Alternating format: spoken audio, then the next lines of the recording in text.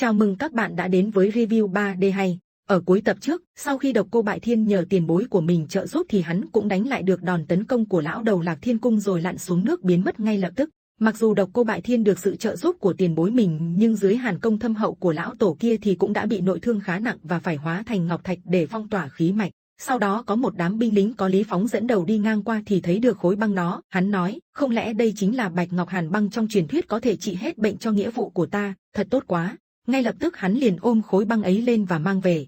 Khi đi đến thành thì một đám binh lính canh thành nhìn thấy chặn hắn lại nói, người phía trước mau đứng lại, bọn ta có chuyện cần hỏi. Lời nói vừa dứt, Lý Phóng liền đá một tên rơi xuống ngựa rồi nhảy lên cướp và chạy nhanh vào trong thành.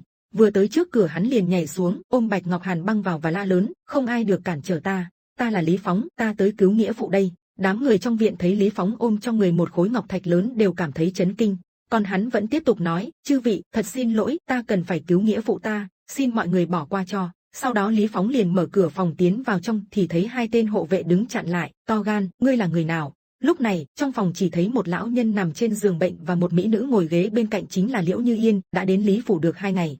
Điều Lý Phóng nhận ra tiếp theo là trong này có hoàng đế, hắn vội quỳ xuống đất và nói, thần đáng tội, không biết hoàng thượng ở đây, xin hoàng thượng tha tội. Bên cạnh còn có vài ba người, trong đó có Đại Bi Thiên Vương Dương Thụy và Huyết Thiên Vương Tân An, đều là vương cấp cao thủ của đế quốc. Lúc này, hoàng đế mới lên tiếng, Lý Phóng, tại sao ngươi lại ôm một khối bạch ngọc lớn như vậy? Sau đó, Lý Phóng mới giải thích cho mọi người hiểu và lập tức được mang ra để cứu phụ thân của hắn.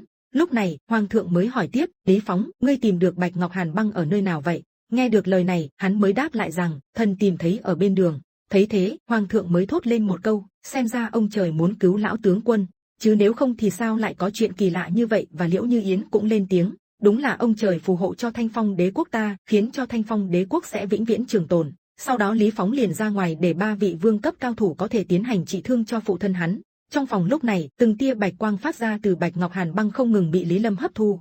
Sau một hồi, bọn họ đứng dậy bước ra ngoài, Lý Phóng vừa thấy liền lập tức hỏi, 3 vị tiền bối, nghĩa phụ ta không biết hiện tại như thế nào? Bọn họ đều bảo Lý Phóng yên tâm bởi lão tướng quân hiện tại tạm thời giữ được tính mạng.